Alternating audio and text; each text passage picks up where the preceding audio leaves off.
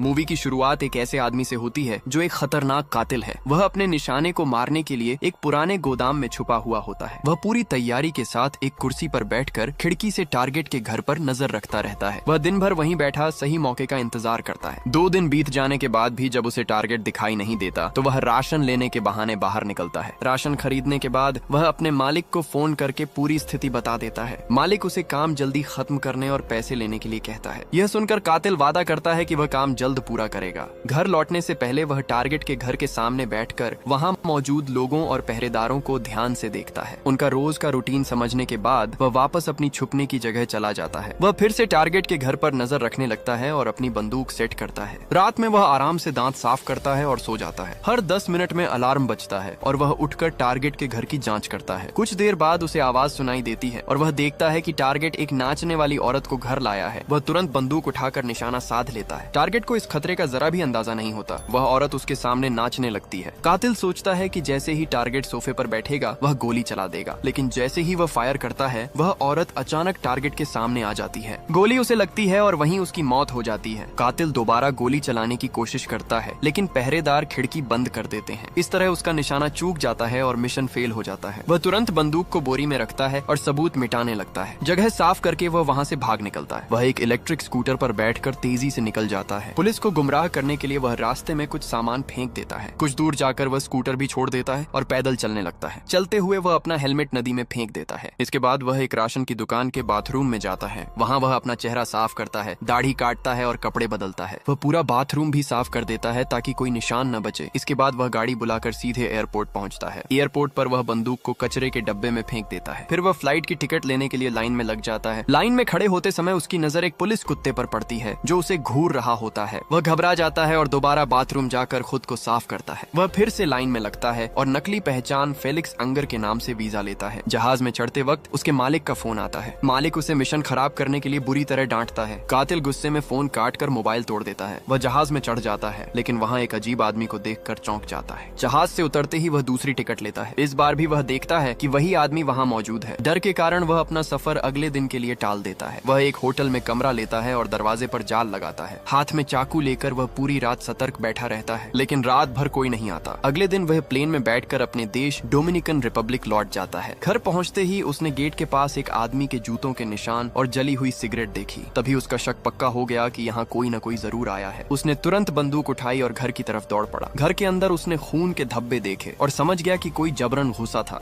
उसने फौरन अपनी गर्लफ्रेंड को फोन किया। फोन उठते ही वह घबराकर सीधे अस्पताल पहुंचा। वहां उसकी गर्लफ्रेंड उसे बेहोशी की हालत में कोमा में मिली। उसके साथ उसका भाई मौजूद था। भाई ने बताया कि 2 कातिल, एक आदमी और एक औरत उनके घर में घुस आए थे। उनका असली निशाना तुम थे, लेकिन जब तुम वहां नहीं मिले तो उन्होंने तुम्हारी गर्लफ्रेंड पर हमला कर दिया। उसने बड़ी मुश्किल से दोनों कातिलों से लड़कर अपनी जान बचाई, फिर भी उसे गंभीर चोटें आई थी। जब वह किसी तरह वहां से बचकर भागी और छुपी तो उसने देखा कि दोनों कातिल एक हरी छत वाली टैक्सी में भाग गए। पूरी घटना सुनने के बाद कातिल ने फैसला किया कि वह रात भर अपनी गर्लफ्रेंड की देखभाल करेगा। कुछ देर बाद लड़की को होश आया और उसने सारी बात खुद बताई। उसने कहा कि दोनों कातिल मुझे पकड़कर टॉर्चर कर रहे थे। वे तुम्हारे बारे में जानकारी निकालना चाहते थे। मैंने बहुत दर्द सहा, लेकिन कुछ नहीं बताया। अपने प्यार को इस हालत में देखकर उसका दिल टूट गया। उसने उसी वक्त फैसला कर लिया कि वह बदला जरूर लेगा। उसी रात वह घर लौटा और अपने छुपाकर रखे हथियारों का डब्बा निकाला। अगले दिन वह शहर में गाड़ी चलाकर उस टैक्सी को ढूंढने लगा। गर्लफ्रेंड के भाई ने बताया था कि टैक्सी की छत हरे रंग की थी, इसलिए वह पूरे शहर में वैसी टैक्सी तलाशने लगा। पूरे दिन की तलाश के बाद भी जब टैक्सी नहीं मिली तो उसने एक नया तरीका अपनाया। उसी रात वह टैक्सी कंपनी के ऑफिस पहुंचा। वहां उसने मैनेजर को बंदी बना लिया। इसके बाद उसने कंप्यूटर में लॉग इन करके उस टैक्सी ड्राइवर की जानकारी निकाली। वही ड्राइवर दोनों कातिलों को उसके घर से ले गया था। जानकारी मिलते ही वह ड्राइवर की फाइल लेकर निकल गया। अगले दिन वह स्टेशन के बाहर उस ड्राइवर का इंतजार करने लगा। जैसे ही ड्राइवर काम पर आया वह उसका पीछा करने लगा। वह एक पैसेंजर बनकर उसकी टैक्सी में बैठ गया। ड्राइवर को जरा भी अंदाजा नहीं था कि उसके साथ क्या होने वाला है। वह एक बेहद खतरनाक इंसान को पीछे बैठाकर शहर में गाड़ी चला रहा था। जब ड्राइवर ने पीछे मुड़कर कुछ पूछना चाहा तो उसने कातिल के हाथ में बंदूक देख ली। वह डर गया और समझा कि यह कोई मामूली लुटेरा है। इसी वजह से उसने अपना वॉलेट निकालकर आगे बढ़ा दिया, लेकिन कातिल को उसके पैसे नहीं चाहिए थे। उसने बंदूक तानकर पूछा कि उन 2 पैसेंजर्स को तुमने उस घर से कहाँ छोड़ा था। ड्राइवर अपनी जान बचाना चाहता था। उसने दिमाग लगाकर सब कुछ ठीक से याद किया और सारी सच्चाई बता दी। उसने बताया कि मैंने उन दोनों को एक प्राइवेट एयरपोर्ट से पिक किया था। मैं उन्हें एक घर तक छोड़कर बाहर ही इंतजार करता देखता रहा। जब वे वापस आए तो दोनों घायल हालत में थे। मैंने उनसे कुछ नहीं पूछा। इसके बाद मैंने उन्हें फिर से उसी प्राइवेट एयरपोर्ट पर छोड़ दिया। मुझे पूरे पैसे मिल गए थे। थोड़ा और याद करते हुए ड्राइवर ने बताया कि जब वे घर से निकले थे तो आदमी की टांग बुरी तरह जख्मी थी, लेकिन वे बड़े लोग लग रहे थे, इसलिए मैंने कुछ नहीं पूछा। इसके बाद कातिल ने कहा कि मुझे किसी सुनसान जगह पर ले चलो। ड्राइवर ने कहा कि तुम जो भी पूछना चाहते हो मैं सब बताने को तैयार हूँ, मुझे नुकसान मत पहुँचाना। लेकिन इससे पहले कि वह कुछ और कह पाता, कातिल ने उसे चुप करा दिया और वहाँ से निकल गया। इसके बाद कातिल ने अपनी एक नई पहचान तैयार की। उसी पहचान की मदद से उसने हवाई जहाज की टिकट ली और न्यू ऑर्लियंस चला गया। उसका मकसद उन दोनों लोगों को ढूंढना था जिन्होंने उसकी गर्लफ्रेंड को गंभीर चोट पहुंचाई थी।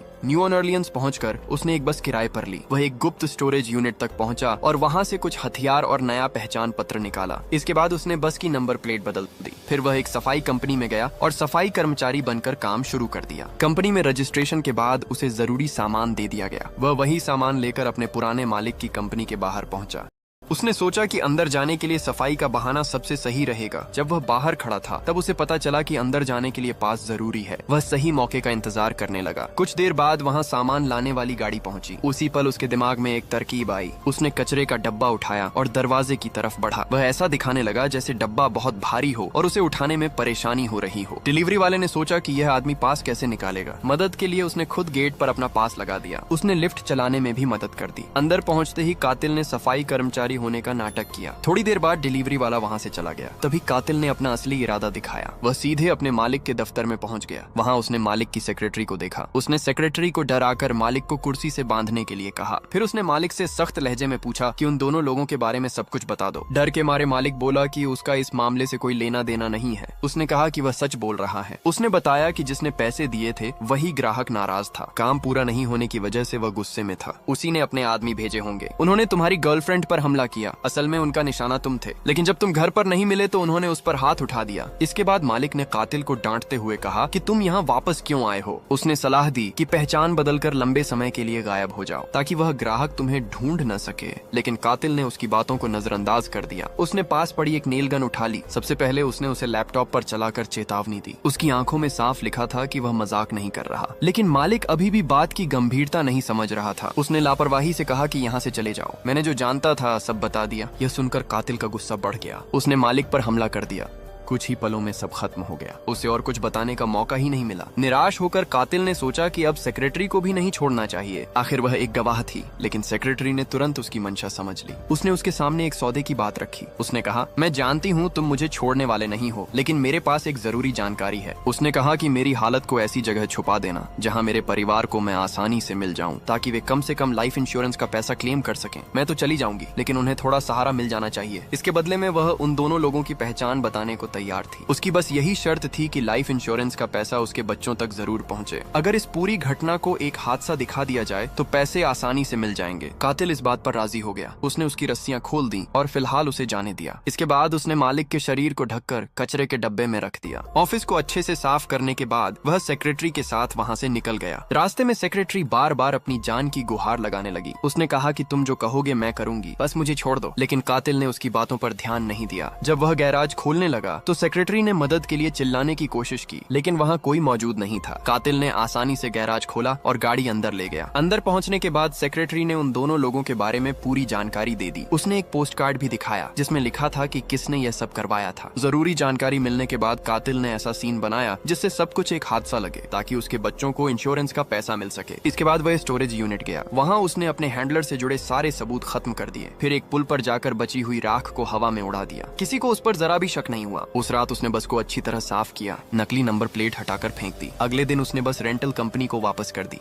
इसके बाद वह सीधे फ्लोरिडा रवाना हो गया। उसका मकसद उन दो लोगों को ढूंढना था जिन्होंने उसकी गर्लफ्रेंड को नुकसान पहुंचाया था। वहां पहुंचकर उसने तय किया कि पहले आदमी को ढूंढेगा, उसके बाद औरत की बारी आएगी। उसने ध्यान से उस आदमी का घर देखा। वहां कुछ लोग एक कुत्ते के साथ वक्त बिता रहे थे। उन्हीं में से एक आदमी को उसने पहचान लिया। वह थोड़ा लंगड़ा कर चल रहा था। उसने पूरा दिन घर के बाहर सही मौके का इंतजार किया। शाम को उसने देखा कि वे लोग कसीनो की तरफ जा रहे हैं। वह चुपचाप उनके पीछे पीछे चलता रहा। रात में वह वापस उस घर पहुंच गया। करीब 12 बजे वह वह आदमी अकेला घर लौटा। जैसे ही वह अंदर गया, बदले की कहानी शुरू हो गई। अचानक कुत्ता भौंकने लगा। कातिल ने कुत्ते को कुछ खाने के लिए दिया, जिससे वह शांत हो गया। इसके बाद वह घर के अंदर घुस गया, लेकिन सामने वाले को पहले से अंदाजा था कि कोई आने वाला है। दोनों के बीच जबरदस्त टकराव हुआ। दोनों एक दूसरे पर लगातार वार करते रहे। कुछ देर बाद कातिल उस पर भारी पड़ने लगा। ये देखकर सामने वाले ने हथियार निकाल लिया, लेकिन कातिल तुरंत एक कमरे में छुप गया। उसने अंदर से आवाज लगाई और कहा कि मैं तुम्हारा असली नाम जानता हूँ, आ जाओ, सब कुछ यहीं खत्म कर दो। ये सुनकर वह कमरे की तरफ बढ़ा, लेकिन कातिल ने मौके का फायदा उठाया। उसने दरवाजे के आर पार फायर किया। इसके बाद वहाँ सब शांत हो गया। गोली की आवाज सुनकर कुत्ता जाग गया। वह अपने मालिक की तरफ भागा, लेकिन तब तक कातिल वहाँ से निकल चुका था। वह वहाँ से निकल चुका था और कुत्ते को गैराज में ही बंद कर दिया गया था। इसके बाद उसने एक जलता हुआ बम घर की तरफ फेंका। कुछ ही पलों में पूरे घर में आग फैल गई और जोरदार धमाका हुआ। इसके बाद वह टेरेसा नाम की उस औरत के पीछे लग गया। उसी औरत का उसकी गर्लफ्रेंड को नुकसान पहुंचाने में हाथ था। जल्द ही वह एक नई पहचान के साथ फ्लाइट पकड़कर न्यूयॉर्क पहुंच गया। वहां पहुंचते ही उसने एक गाड़ी किराए पर ली। फिर वह सीधे टेरेसा के घर के बाहर पहुंच गया। उसने पूरा दिन बाहर रहकर सही मौके का इंतजार किया। रात में उसने देखा कि टेरेसा घर से बाहर निकली। वह एक महंगे रेस्टोरेंट की तरफ जा रही थी। उसके साथ एक आदमी भी मौजूद था। कुछ देर बाद वह आदमी वहाँ से चला गया। मौका मिलते ही कातिल अंदर चला गया। टेरेसा ने उसे पहचान लिया। उसे तुरंत समझ आ गया कि वह यहाँ क्यों आया है। उसने एक महंगी ड्रिंक ऑर्डर की। फिर उसने पूछा कि क्या तुमने अपने हैंडलर का काम खत्म कर दिया? कातिल ने बिना कुछ बोले सिर हिला दिया। ड्रिंक लेते हुए टेरेसा बोली कि मैंने ये सब क्लाइंट के कहने पर किया था। मेरा तुमसे या तुम्हारी गर्लफ्रेंड से कोई निजी दुश्मनी नहीं थी। उसने कहा कि मैं इस तरह की हिंसा के खिलाफ थी। मेरा काम सिर्फ तुम्हें खत्म करना था, लेकिन जब तुम नहीं मिले तो मेरे साथी ने हद पार कर दी। ये सब सुनने के बाद भी कातिल ने साफ कह दिया कि मैं तुम्हें छोड़ने वाला नहीं हूँ। इसके बाद टेरेसा उसके साथ एक सुनसान पार्क की तरफ चल दी। वहाँ ये तय होना था कि आखिर कौन बच पाएगा। सीढ़ियों से उतरते वक्त टेरेसा का पैर फिसल गया। वह गिर पड़ी और मदद के लिए हाथ बढ़ाया, लेकिन कातिल ने उसका हाथ नहीं पकड़ा। कुछ ही पलों में सब खत्म हो गया। टेरेसा सीढ़ियों से नीचे गिर गई। असल में वह किसी भी वक्त पलटकर वार कर सकती थी। उसके हाथ में एक छुपा हुआ हथियार था। इसके बाद कातिल ने बिना देर किए पार्क छोड़ दिया। उसने शिकागो की फ्लाइट पकड़ी। अब उसका अगला निशाना वह क्लाइंट था, वही आदमी जिसने यह सब करवाने का आदेश दिया था। थोड़ी जांच करने पर उसे पता चला कि वह आदमी बेहद अमीर है, इसलिए उस तक पहुंचना आसान नहीं होगा।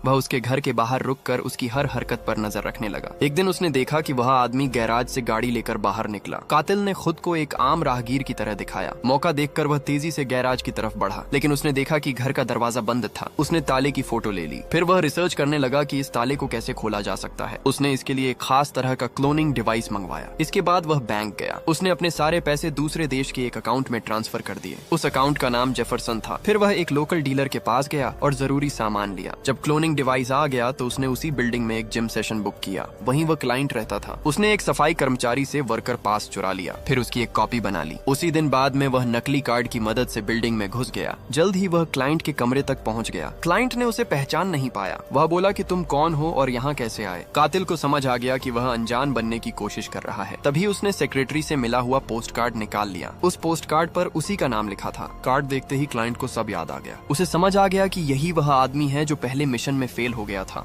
याद आते ही उसके चेहरे का रंग उड़ गया। वह बोल पड़ा कि मेरा इस सब से कोई लेना देना नहीं है। उसने कहा कि मेरा इस सब से कोई लेना देना नहीं है। जब तुम्हारा मिशन फेल हुआ था तब मैंने यही सोचा कि इंसान से गलती हो जाती है, लेकिन तुम्हारे हैंडलर ने कहा कि यह गलती नहीं बल्कि कातिल की नाकामी है। उसका कहना था कि इसे सजा मिलनी चाहिए। तुम्हारे हैंडलर ने मुझसे $1500 और मांगे ताकि तुम्हें रास्ते से हटा दिया जाए और सारे सबूत मिटा दिए जाएं। असल में इस पूरी साजिश के पीछे हैंडलर ही था। उसे गुस्सा था कि उसका आदमी फेल कैसे हो गया। वह डर रहा था कि अगर तुम जिंदा रहे तो पुलिस तक पहुंच सकते हो और ऐसा हुआ तो उसका नाम भी सामने आ सकता था। इसी वजह से उसने तुम्हें खत्म करने की पूरी योजना बनाई। क्लाइंट ने फिर दोहराया कि उन दो लोगों को भेजने में उसका कोई हाथ नहीं था। कुछ देर तक उसकी बातें सुनने के बाद कातिल को उसकी बातों पर भरोसा हो गया, लेकिन जाने से पहले उसने क्लाइंट को सख्त चेतावनी दी। उसने कहा कि मेरी पहचान किसी को भी पता नहीं चलनी चाहिए। डरते हुए क्लाइंट ने हाँ में सिर हिला दिया। इसके बाद कातिल डोमिनिकन रिपब्लिक वापस लौट गया। वहाँ उसने अपनी गर्लफ्रेंड की देखभाल शुरू की। अब उसकी हालत पहले से काफी बेहतर हो चुकी थी। कातिल ने अपनी पुरानी जिंदगी को हमेशा के लिए छोड़ दिया। उसने हिंसा का रास्ता त्याग दिया। अब वह एक आम इंसान की तरह शांत जिंदगी जीने लगा। इसी के साथ ये कहानी खत्म हो जाती है। अगर आपको ये मूवी पसंद आई हो तो चैनल को सब्सक्राइब जरूर करें। मिलते हैं अगले वीडियो में।